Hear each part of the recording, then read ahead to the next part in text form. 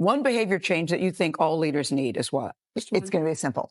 Clear is kind, unclear is unkind. Stop avoiding the tough conversations because you think you're being polite or kind to people. That's not kind. All I'm saying about vulnerability is that when you are in uncertainty, when you feel at risk, when you feel exposed, don't tap out. Stay brave, stay uncomfortable, stay in the cringy moment, lean into the hard conversation, and keep leading. Stay brave. I'm not saying you need to overshare. I'm not saying you need to weep uncontrollably to show how human you are. I'm saying try to be aware of your armor. And when you feel vulnerable, try not to transform up. Try to stay human, keep leaning. Shame drives two big tapes, never good enough. And if you can talk it out of that one, who do you think you are? Thing to understand about shame is it's not guilt. Shame is a focus on self. Guilt is a focus on behavior. Shame is I am bad. Guilt is I did something bad. There is a huge difference between shame and guilt. And here's what you need to know. Shame is highly, highly correlated with addiction, depression, violence, aggression, bullying, suicide, eating disorders. And here's what you even need to know more. Guilt inversely correlated with those things. Empathy is the antidote to shame. If you put shame in a petri dish, it needs three things to grow exponentially: secrecy, silence, and judgment. If you put the same amount of shame in a petri dish and douse it with empathy, it can't survive.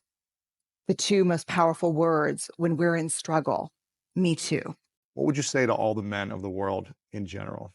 I think I would say that vulnerability is not weakness. It's about the willingness to show up and be seen when you can't control the outcome. And it is actually our greatest measure of courage. So show up in an authentic way and let us see your hearts, because we know how lonely you actually are. There will be times when standing alone feels too hard, too scary, and we'll doubt our ability to make our way through the uncertainty. Someone somewhere will say, don't do it. You don't have what it takes to survive the wilderness. This is when you reach deep into your wild heart and remind yourself, I am the wilderness. We're all ordinary people, but I think sometimes this world is tough because we shame and diminish ordinary. Ordinary lives or small lives.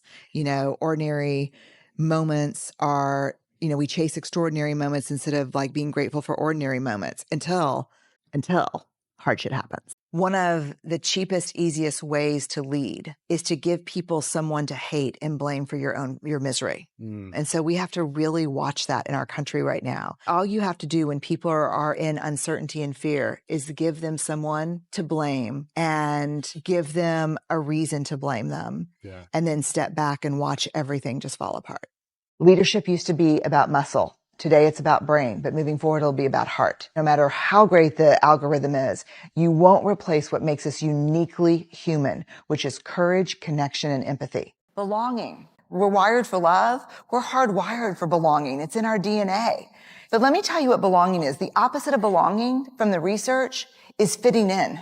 That's the opposite of belonging. Fitting in is assessing and acclimating. Here's what I should say, be. Here's what I shouldn't say. Here's what I should avoid talking about. Here's what I should dress like, look like. That's fitting in. Belonging is belonging to yourself first, speaking your truth, telling your story, and never betraying yourself for other people. True belonging doesn't require you to change who you are. It requires you to be who you are. And that's vulnerable. There are 7 elements that we're talking about when we talk about trust. Braving is the acronym we use. B is boundaries. You set boundaries. When you don't know what they are, you ask. You're clear about what's okay and not okay. Reliability is the R. You do what you say and you say what you do. A is accountability. You don't back channel and blame.